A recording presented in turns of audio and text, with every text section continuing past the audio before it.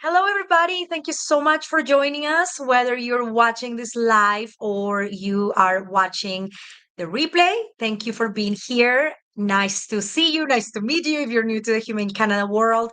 My name is Natalia Hansen, and I am the marketing coordinator for Humane Canada's Summit for Animals. Proudly sporting my shirt right here. Let me tell you real quickly about the Summit for Animals. This is Canada's largest conference for the animal welfare, sheltering, and advocacy sector. Every year we host it in a different Canadian city. And this year we are going to the beautiful, vibrant city of Montreal in Quebec. This is our second time going to Montreal. We are very excited. And we are bringing over 400 people from all corners of the animal welfare, sheltering, advocacy space, and even let's say from outside. And when I mean outside, not that they're outsiders, but they are allied professionals.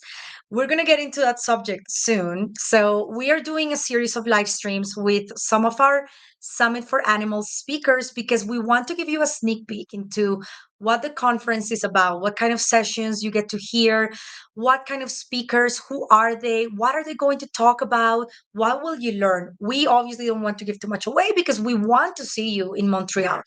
By the way, the conference is 75% sold out. So please secure your participation on our website. It's humanecanada.ca/summit. And you'll be able to read up on all of the speakers' bios, read up on all their sessions, connect with them even before we meet in Montreal, but make sure you register because it's 75% sold out. So today I'm very excited to talk about, or to talk to, sorry, returning Summit for Animals speakers is Dillon Dodson from the Toronto Humane Society. She spoke last year in Halifax. We got fantastic feedback from her session, and she is returning this year to Montreal.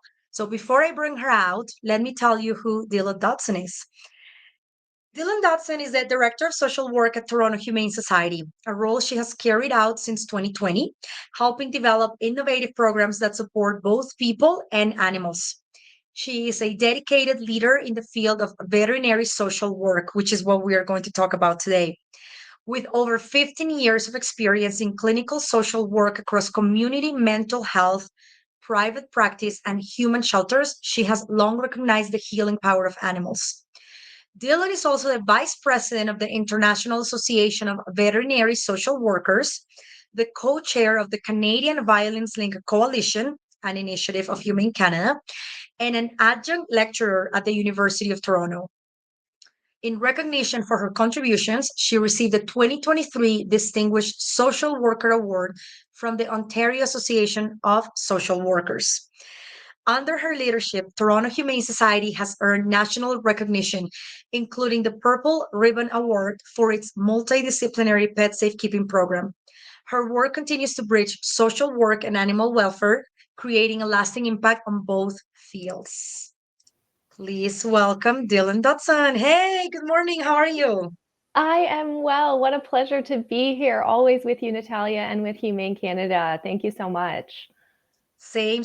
We're very happy to have you here. Thank you so much for your time. We see a little dog behind you by the door. So please, let's start with that very important aspect. Thank you for acknowledging our friend Stu. Hi, this is Stuart. So Stuart was a an animal from the shelter that I work in, Toronto Humane Society, and I was blessed to be able to foster him, and he hasn't left my house as of yet. So he might be a permanent member of our home. He's fabulous. Thank you for letting him join That's us awesome. today. Of course. How long has he been with you? He has been. Oh gosh, it's been a couple of months now. Time is so weird these days. Yeah, a couple of months. Yeah. And we were Yeah. talking before we went live. I saw Stu there and I said, oh, is it a foster fail? And Dylan said something that I think is beautiful. You said it's a foster win. Is that what you said? Yes, yeah. I mean, I very much believe that, right? It's such a blessing to be able to have these beings that share their lives with us, right? And so that's why what we're here to talk about, and I really do feel like it is a win for us. So Yeah, I love that. It's just like shifting the words that we commonly say for no, hang on. That's actually kind of sounds negative. It's a win. So I love that. Okay, so the title of our live stream right now is Veterinary Social Work in Animal Sheltering. We are going to dive a little bit into the subject. You are speaking more in depth about this at the conference. And of course, as I said at the intro, this is just a sneak peek. We can't give everything away because we want people to come to Montreal to the Summit for Animals. But I would like to start by hearing from you in regards to the current landscape of social workers in animal shelters in Canada. Are there many organizations that have a social worker on staff, as is the case with Toronto Humane Society? Yeah. So the current landscape of social workers in animal sheltering is emerging and steadily evolving. We know that our partners to the south. This has been something that has been. I think there's been much more activity over the last couple of years, and we are so glad to see that there has been recognition of a growing recognition of the value of social workers and what we can bring to animal welfare. Traditionally, animal shelters have focused on the physical care and subsequently the adoption of animals. And there has perhaps been a little bit less emphasis on the emotional and or psychological needs, perhaps of the owners that are presenting to these spaces. Um, that said, social workers are embedded in animal shelters across our country, and the numbers are growing. It is so exciting when we see these job postings that come through. What I will say is that some of the larger organizations are really leading this charge and are starting to incorporate social work as a respected discipline in complement to the care teams. However, some of our small organizations may not yet have the resources or the budget.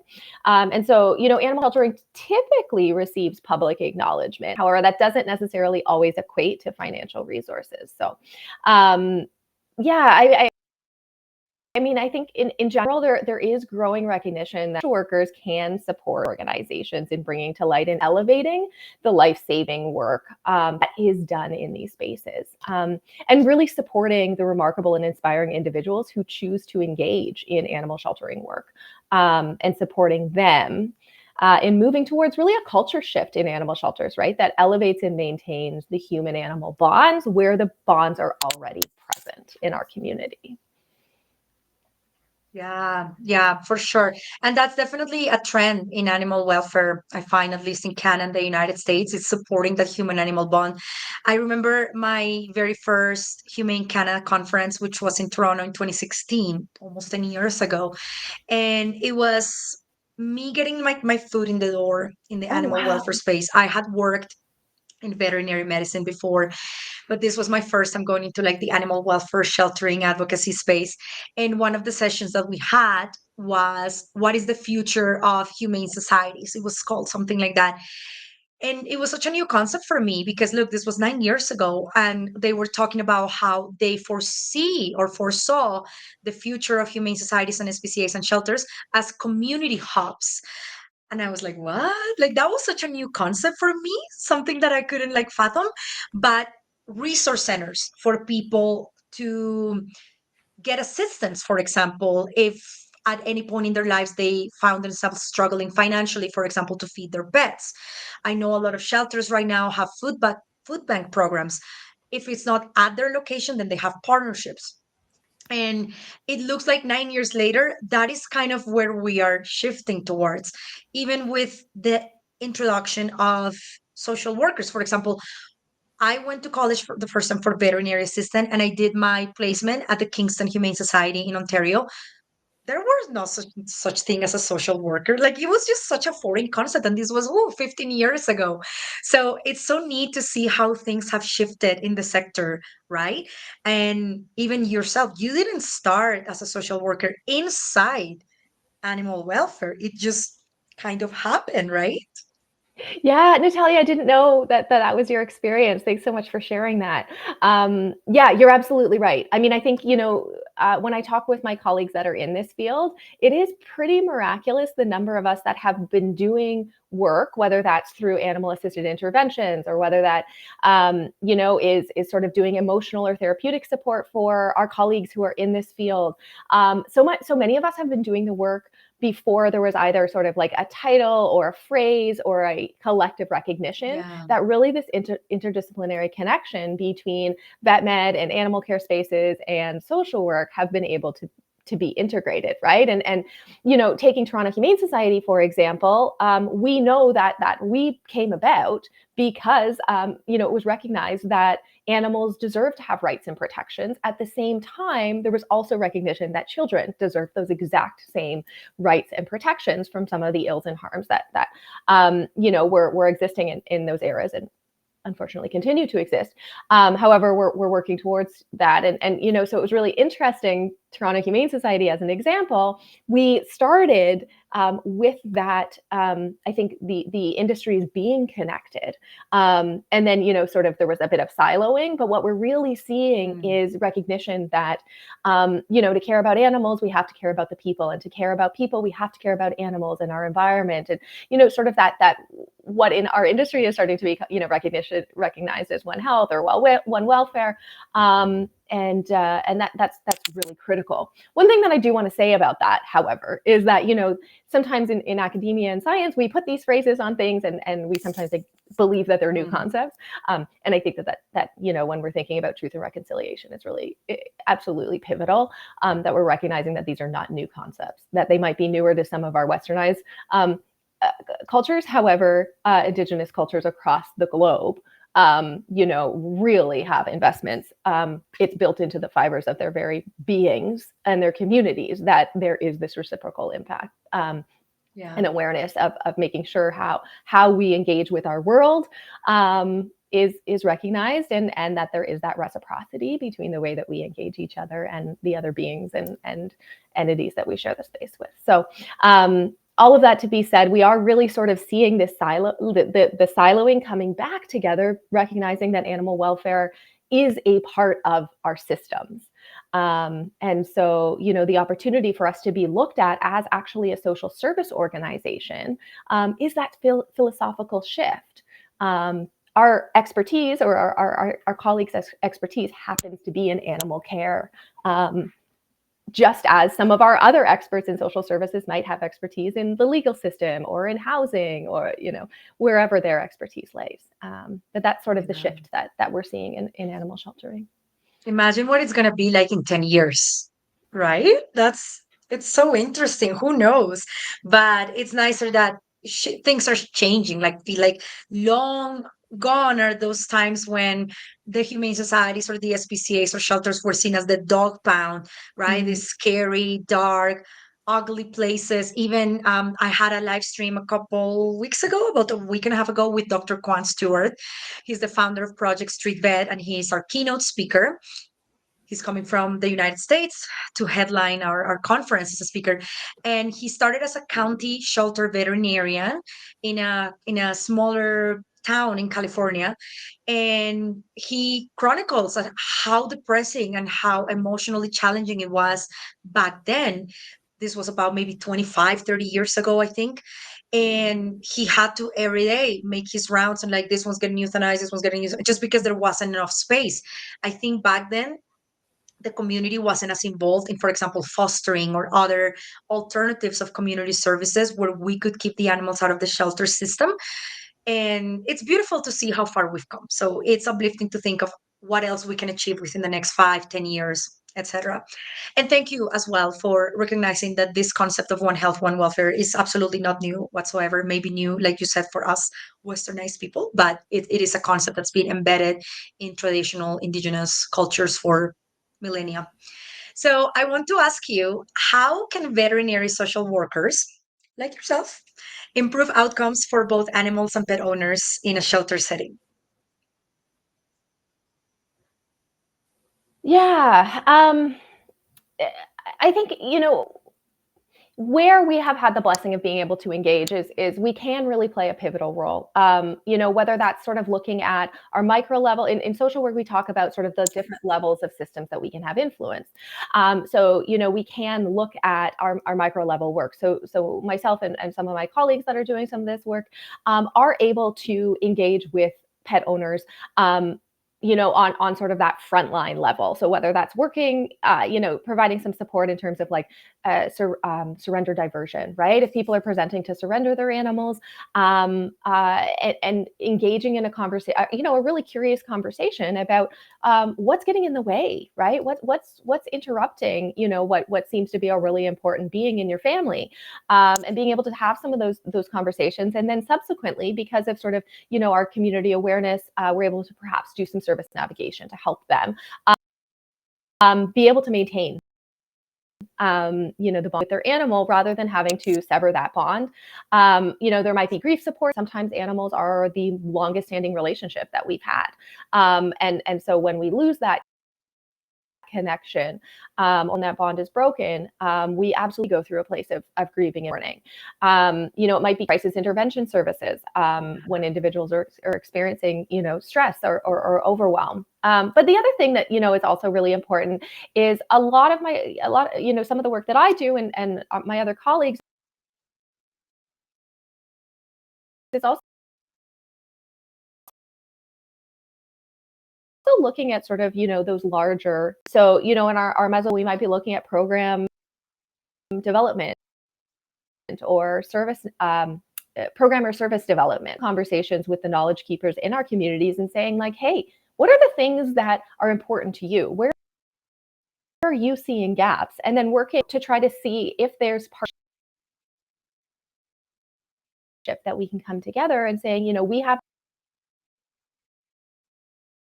of knowledge and there's this, there's something that's getting in the way for the community that we're embedded in. How can and then, there's always the wider platform when we think about the research industry and the advocacy work that can be done. Social workers we're sort of embedded to be, well, I guess, we're really encouraged to be, I think, think tanks about where are the gaps, what is getting in the way. We sort of look for where there are issues, and then we work to try to figure out, is that an issue that we need to sort of do some advocacy work around? How can we look upstream, right? Versus sort of just continuing to fill the gaps as they unfold. So I think in terms of outcomes for animals and pets, I mean, it can be multi-diverse. And I think one of the things that's important about social work as an industry in general is that the roles that we can fill are multi-diverse. So whether we happen to be embedded in an animal shelter space or we happen to be involved in community development work, we have some of that training and expertise to be able to shift and mold and that competently and work with community to hopefully bring, I guess, fill some gaps where they currently exist, again, from those systems that create them. Moving away from sort of that villainization that villainization arc that sometimes exists in terms of like pet owners are one particular way and we need to save them, right? That sort of savior complex that can sometimes exist in shelter spaces. Yes, I wanted to highlight some comments that our viewers are making here. By the way, you're getting lots of praise, Dillon. Her session last summit was amazing. Oh. Agreed. I have to say, sadly, I didn't get to sit in on it because I am working at the conference, so I don't get to enjoy the sessions. But we got really, really, really good feedback on your session. So I echo that. And yeah, Jennifer, for example, she's a new Humane Canada team member. Hello, Jen. She says, this is a fascinating area of animal welfare. Looking forward to hearing how social work principles are applied to strengthen the human animal bond and support shelters both ethically and financially. Exactly. That's just it. And that's what you're going to get at the Summit for Animals. So imagine if we're getting all of these takeaways and our mind is like, oh, yeah, I didn't think of that. By just having this quick live chat with Dillon, imagine what you're going to get when you're actually in her session at the Summit for Animals and you get to ask her questions and raise your hands. By the way, you are speaking on the Learning Labs, which is sponsored by Edmonton That's Humane right. Society. So the Learning Labs, I'll tell you all who are watching now, Learning Labs are a pre-conference day. It's one day, half a day really, and they're smaller sessions. They're more workshop style, more intimate kind of settings. Because I know sometimes people are overwhelmed in a large room with 400 people, and they may be scared or intimidated to raise their hand and ask a question. No, don't feel like that in the learning labs. It's smaller, it's just more intimate, more one-on-one. And that is when Dillon is speaking. So learning labs sponsored by Edmonton Humane Society. It's happening on Sunday, April 27th. And then we have the 2-day conference on April 28th and April 29th. Okay, so we talked earlier in the intro about how it's harder for some organizations to have social workers on staff because of funding, for example. That's completely understandable. So, what are some other challenges that shelters may face when integrating social work into their teams, and how can they be addressed?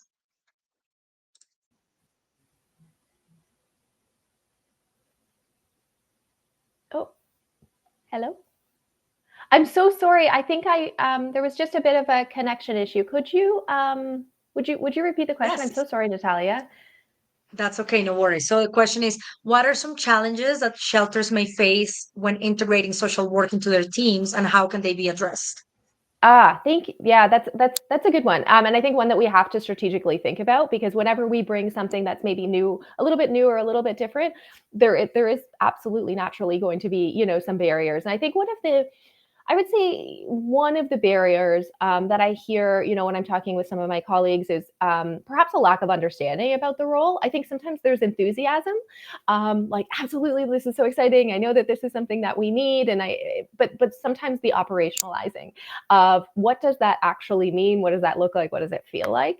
So there can be some misconceptions about perhaps the relevancy and or the operationalization of that. And I really look forward to as you said, talking about that in the learning lab, trying to figure out, how we can figure out what our scope is, what our community needs, and then what our scope is. And if we can be really clear about that, then that will definitely help sort of, get the ball rolling when we do sort of have that mindfulness around what is needed. I think that we need to acknowledge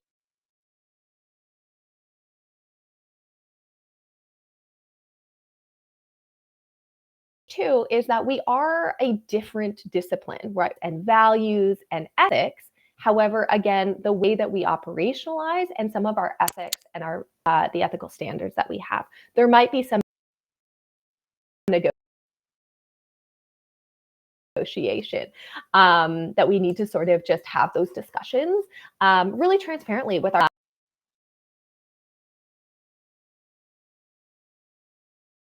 and where do your professional obligations fall, and then making sure that we're all really help with the integration piece.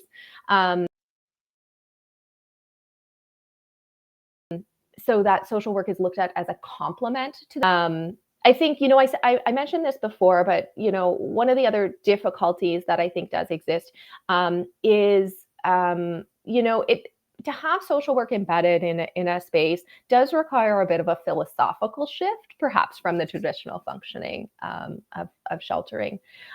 We've talked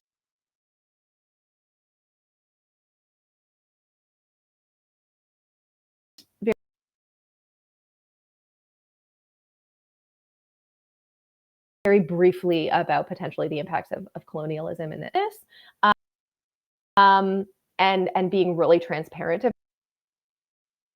is something that social work has the ability to sort of do as sort of part of truth and reconciliation. Is really trying to figure out how do we move forward as an industry that is, I think, shelter to do these kinds of recognition takes time, and so sometimes Mhm. it may take a little bit of time to sort of bring people to understand sort of where our industry has come. Exciting. We need to sort of acknowledge where we came from. Yeah.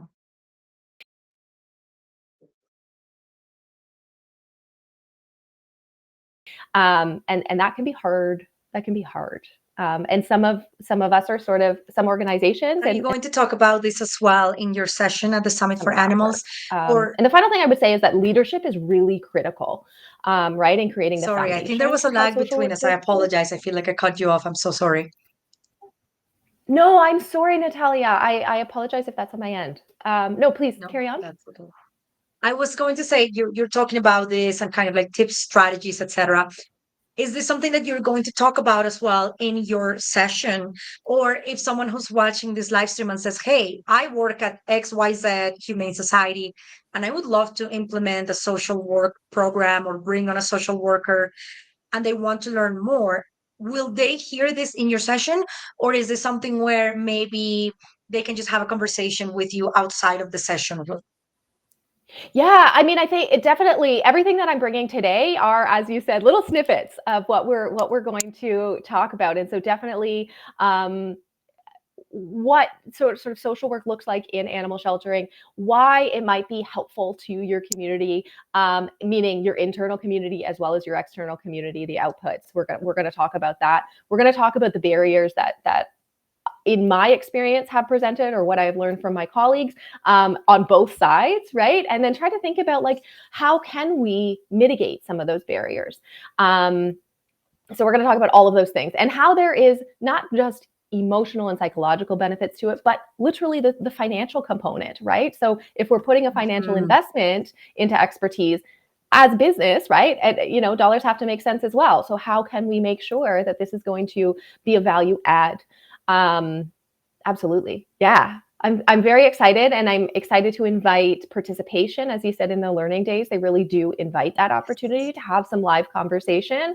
And then, I'm a um, one of the students that I work with has deemed themselves a professional yapper, and I like to take that. I like to borrow that title from them, because I too like to chit chat. I can talk about this stuff all day long. So if you come to the summit, please find me.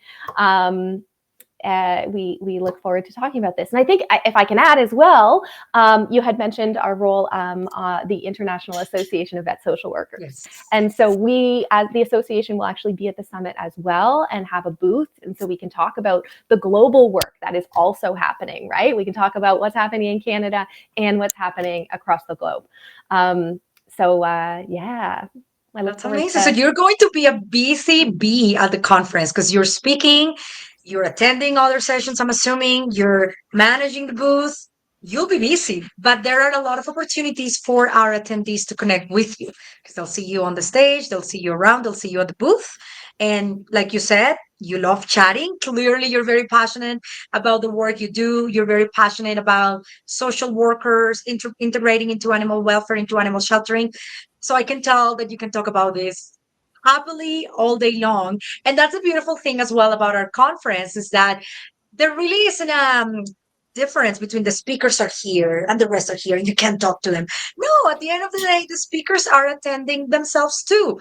They are attendees just like you and I or anybody else. So don't be afraid to come up and say, hey, I was just sitting in your session. I really like it. Can I ask you about this? Can I ask you about that? So you're perfectly okay if people do that, right? If people come up to you and want to extend the conversation beyond your session. Oh, please, absolutely. I mean, I learn more from the conversations that I have with other people and from other people. Like this is absolutely please do. I would love that. Excellent. Well, you're getting some fans over here. We have Jennifer Bird Yanov. She's saying, can you share how we can connect with you about future speaking engagements? So, what's the best way to reach you? Yeah, probably my email. What would be the best way, Natalia, for us to communicate that? Yeah, if you're okay with your email, that's perfectly fine. I can type it here in the chat for people to see. Is it Dillon? No, it's D Um, Dodson, right? you got it. Yeah. Oh, thank goodness you remembered. It was the hardest part of my I'm morning so I'm far. her agent. I'm her agent. So everything comes through me. I'm kidding. No, it's D Dodson at Toronto Humane.ca. Is that right? At TorontoHumaneSociety.com. .com. Okay, so I'm typing it here. And also, you're pretty active on LinkedIn as well. I'm connected with you on LinkedIn, and I love seeing how you post about your area of work, your achievements, etc. I'm a big fan. I'm always cheering for you. We have a comment. I believe this is from Kathy Duncan at Humane Canada. Dylan holds so much knowledge and is so welcoming and generous in how she shares that knowledge. Oh. I agree. Absolutely. Hi. Even you just being here right now, giving us 30 minutes of your time on this Friday morning. Thank you so much. Brian Bennett says, Dylan, you're such a catalyst for this work in Canada, and it was a pleasure learning from you in my practicum at Toronto Humane Society. Such an eloquent speaker, teacher, and so much insight. Yep, agreed. Oh, Absolutely. See, you're going to be a staple at all Humane Canada conferences from now on because everybody just has so much praise for you. And I echo everything. I hope I I get to have sit in your session this year because I didn't last year. So I hope I can make the time to actually go and sit and see the whole thing because I'm pumped just by hearing you speak right now for this little bit of time. I can't wait to see what you have to share in the actual session. Let me see if there are any other comments. I don't think so. Just getting lots of love. Well, before we close, anything else that you wanted to share, Dylan? I just a thank you to you, Natalia, and to Humane Canada for organizing the summit and for really elevating, the opportunity for our industry, the social work practice, to have a platform to talk about this and to have those real conversations about what's working, what some of the barriers or challenges are, because I think it's really critical that we talk about a full spectrum as we move forward in continued interdisciplinary practice. I really, really appreciate it. Thank you to everybody No, also for absolutely. joining. You're so kind to devote some of your Friday morning. And I guess Agreed. the only other thing that I would add really quick is traditionally, today is Valentine's Day. But I know just elevating that, animals we're so blessed to have them in our lives. And I think any reminder that, just to take stock and inventory of the love and the care that we're able to offer and that we're able to receive from our animals is such a blessing. Thank you for highlighting that. Yeah, that's right. Happy Valentine's Day for anyone watching. If you celebrate it, happy Valentine's Day.